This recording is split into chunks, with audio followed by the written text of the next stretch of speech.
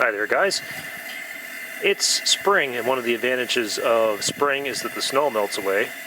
And with the snow gone on our local range, I was able to pick up some free scrap lead.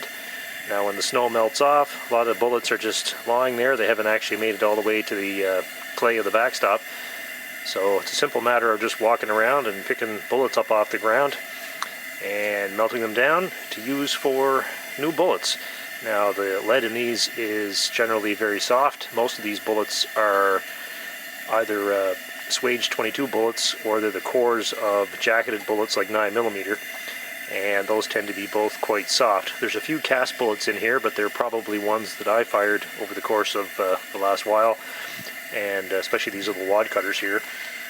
I just set this on the Coleman stove to melt, so it's not hot yet, so it's safe enough to pick up. So there's a 38 wad cutter that I probably fired before, but most of the stuff tends to be jacketed 9mm or the full metal clad 9mm. So when I got all this lead home, I had to go through it and pick out all the total metal jacketed bullets, the plated bullets, because these things, if you put them in the lead pot, they'll just bob around in there and the lead that's inside them won't come out. So they have to be cut or hit with a hammer or something to let the lead leak out of them. So some of them are probably alright as is. This one, for instance, has got a scuff in the jacket. The lead will probably leak out. But while this pot of stuff is melting down, I'm going to take these remaining bullets and give them a smack with a hammer, and that should free up the lead that's in the core. And here's an example of what the plated metal bullets look like after you give them a good smack with a hammer. You can see that it puts splits in the plating so that the lead that's inside will leak out. Otherwise, these will just bob around in there and in the rest of the melt, and the lead won't come out of them. So I got a bunch more of these to go through, so we'll throw those on the pile and keep at it.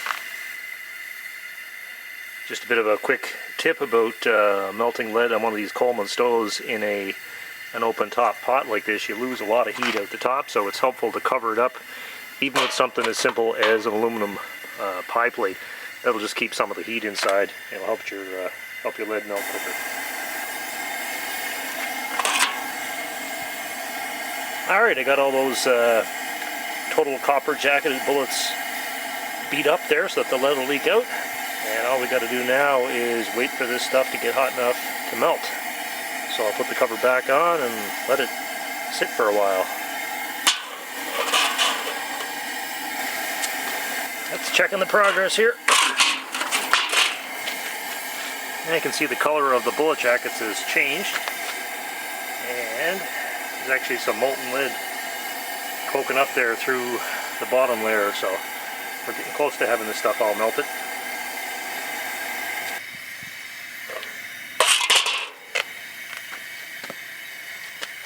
Okay, as you can probably see here, the batch has melted out. You can see that the bullet jackets, for the most part, they're hollow. The lead has melted and come out of them. So now it's a matter of getting all this jacket material taken off the top, and then we'll skim and flux our melt.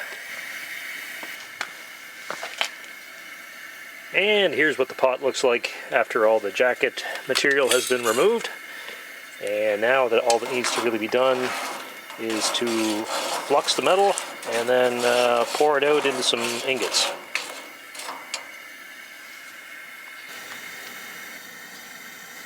Thought I'd give you guys a look at all the crap that was left over after doing those bullets. There's all the jackets and some of the dross that came off the melt. So a fair bit of leftover junk when you're done.